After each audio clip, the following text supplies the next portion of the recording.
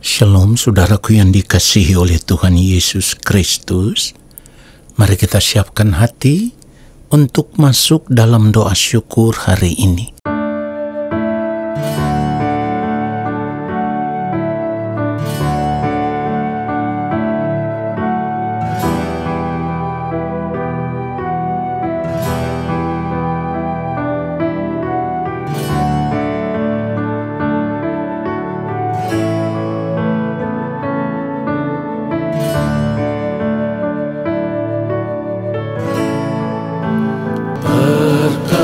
Perkenankan hamba-Mu, ya Bapa,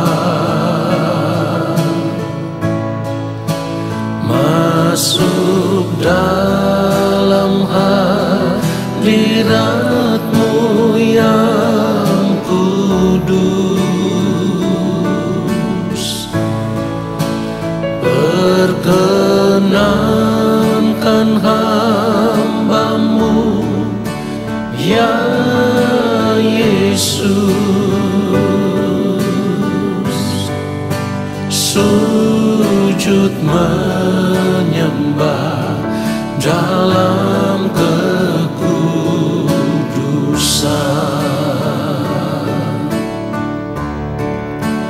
Kau ku sembah, Kau ku sembah, bersama para malaikat ku sujud menyembah. Kau ku sembah, Kau ku sembah, bersama para malaikat ku sujud menyembah. Kau ku sembah, Kau ku sembah, bersama para malaikat ku sujud menyembah. Kau ku sembah, Kau ku sembah, bersama para malaikat ku sujud menyembah.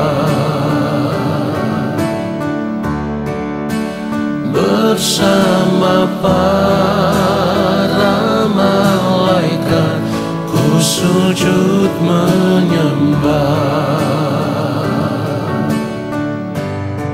Sujud menyembah.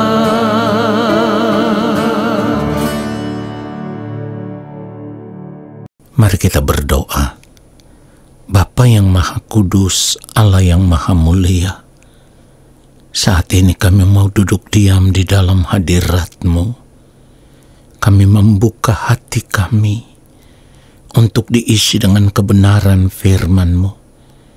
Urapilah setiap kami ya Allah Roh Kudus.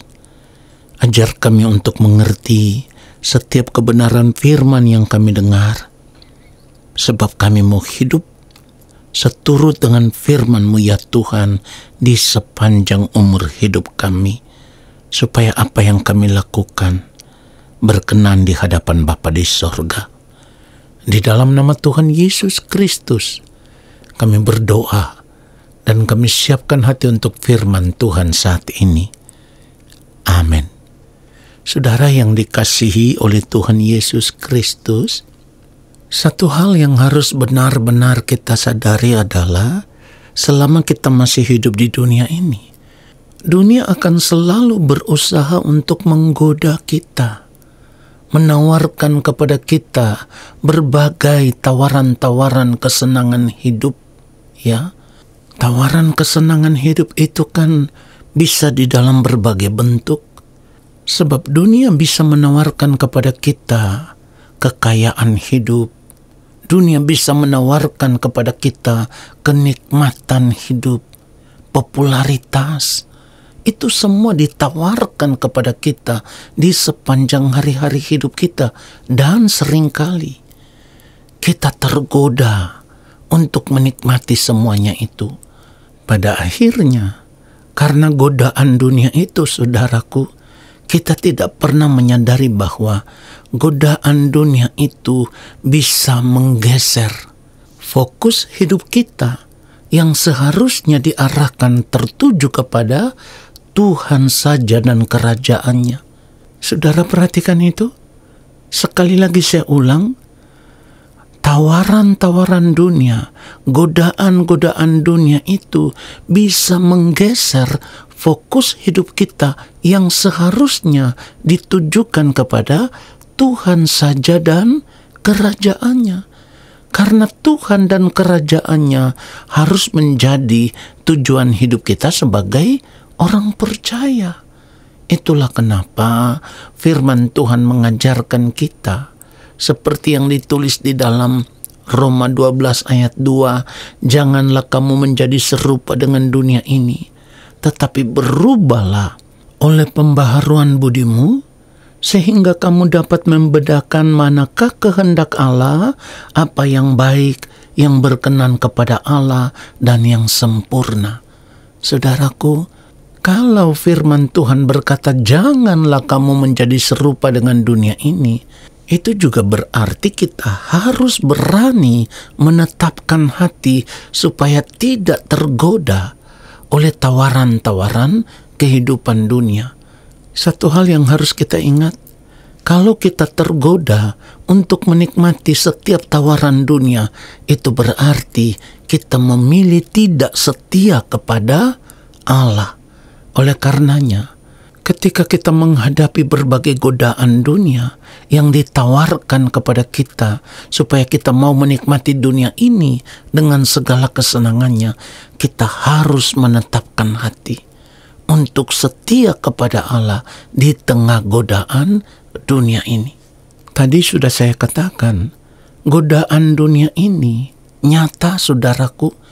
Dan godaan dunia ini bisa menggeser fokus hidup kita yang seharusnya diarahkan atau ditujukan kepada Tuhan saja dan kerajaannya.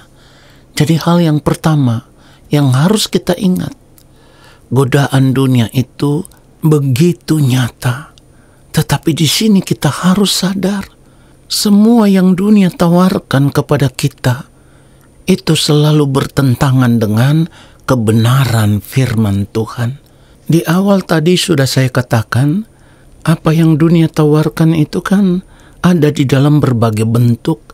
Kekayaan hidup, kenikmatan hidup, ya, popularitas, bahkan sampai kepada pangkat, jabatan, kedudukan, kehormatan.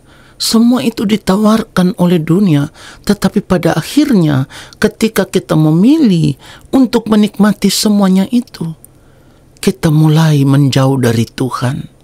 Kita mulai bergeser dari Tuhan.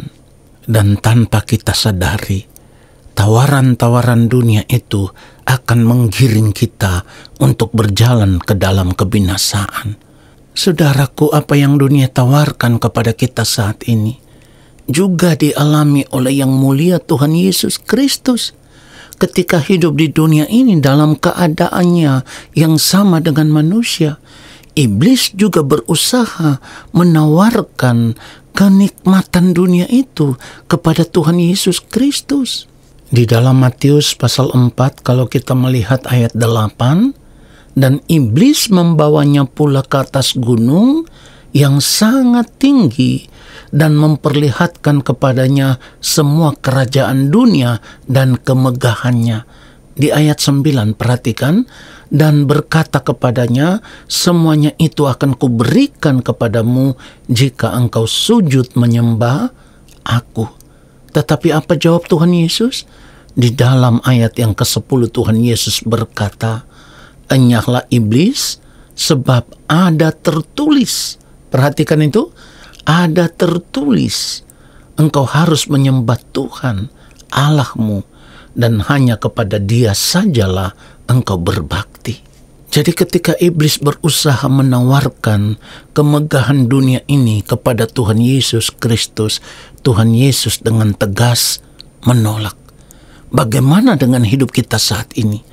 Ketika dunia menawarkan berbagai kenikmatan hidup, dunia menggoda kita dengan berbagai kesenangan hidup, bagaimana respon kita? Apakah kita juga dengan tegas menolak sama seperti Tuhan Yesus menolak? Atau sebaliknya, ternyata ketika kita ditawarkan, kita hidup menikmati tawaran-tawaran dunia itu. Yang pada akhirnya, saudaraku, tanpa kita sadari, semakin hari, hidup kita semakin bergeser dari Tuhan. Saudara perhatikan itu. Jadi saat ini yang perlu kita ingat, godaan dunia itu nyata. Jadi kalau saat ini kita sudah terlanjur tergoda dengan tawaran-tawaran dunia ini, maka sebelum terlambat kita harus mengambil keputusan. Mengambil keputusan yang saya maksudkan di sini adalah kita harus berani menetapkan hati untuk kembali kepada Allah, setia kepada Allah. Ini menjadi poin kita yang kedua yang harus kita ingat di sepanjang hari hidup kita. Seringkali kita gagal, tetapi kita harus tetap ingat tujuan hidup kita itu Tuhan dan kerajaannya. Oleh karenanya kita harus mengambil keputusan kembali kepada Allah sebelum terlambat. Kalau kita berkata kita mau setia kepada Tuhan, berarti kita harus benar-benar menetapkan hati memilih Tuhan saja. Bahkan ketika kita melihat apa yang dunia tawarkan itu begitu menyenangkan bagi kita, tetapi kita tahu di ujung dari tawaran itu kita sedang berjalan menuju kebinasaan. Jadi kita harus belajar dari hidupnya yang mulia Tuhan Yesus Kristus yang dengan tegas menolak setiap tawaran dunia. Tuhan Yesus menolak tawaran dunia, itu artinya Tuhan Yesus memilih untuk tunduk dalam kedaulatan Allah Bapa di sorga ketika Ia hidup di dalam keadaan yang sama dengan manusia. Saudaraku, cara hidup seperti inilah yang harus kita ikuti, yang harus kita contoh, yang harus kita teladani. Di perjanjian lama ada orang-orang yang juga setia. Ayub, Yusuf, Daniel, Abraham, Daud, dan masih banyak lagi. Mereka memilih setia kepada Allah, takut akan Allah. Di dalam kehidupan Yusuf, ketika ia ditawarkan untuk tidur bersama dengan istri tuannya, istri Potifar, Yusuf berkata dengan tegas, "Bagaimanakah mungkin aku melakukan kejahatan yang besar ini dan berbuat dosa terhadap Allah?" Saudara perhatikan itu. Jadi ketika kita memilih setia kepada Allah, berarti kita harus menetapkan hati untuk menjauhkan diri kita dari segala bentuk kejahatan dunia, apapun bentuknya. Dan itu artinya kita tidak boleh kompromi dengan semua tawaran kesenangan hidup dunia. Dan seharusnya kita sadar, ketika kita memilih untuk hidup menikmati berbagai tawaran kehidupan dunia, kesenangan dunia, itu berarti kita menjauhkan diri dari Tuhan. Saudaraku, ingat ini, sebesar apapun tawaran dunia ini, firman Tuhan katakan, dunia ini sedang lenyap dengan keinginannya. Tetapi kalau kita mengerahkan pandangan kita, fokus hidup kita, tujuan hidup kita hanya tertuju kepada Tuhan saja, maka kita bisa melihat Tuhan lebih besar dari semua godaan dunia itu.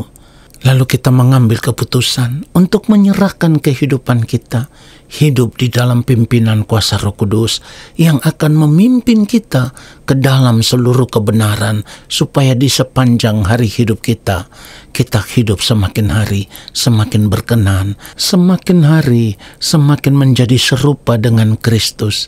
Dan kita tahu, hanya orang yang serupa dengan Kristus yang akan diterima di dalam kerajaan Allah Bapa di sorga. Ingat firman Tuhan katakan di dalam kitab Wahyu, hendaklah engkau setia sampai mati, dan aku akan mengaruniakan kepadamu mahkota kehidupan. Biarlah kebenaran firman Tuhan ini memberkati kita semua. Amin. Mari kita berdoa, saudaraku. Bapa, terima kasih untuk kebenaran firman-Mu yang sungguh menyadarkan kami.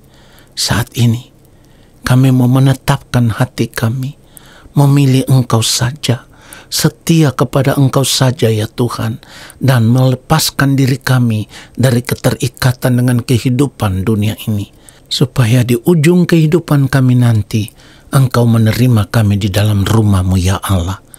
Terima kasih untuk firman-Mu. Saat ini kami percaya Engkau akan memberkati kami.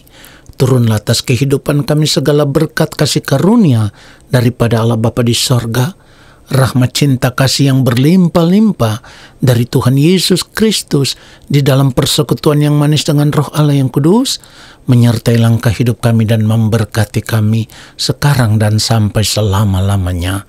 Amin. Saudara, terima kasih sudah mengikuti doa syukur hari ini. Tuhan Yesus memberkati kita semua. Shalom.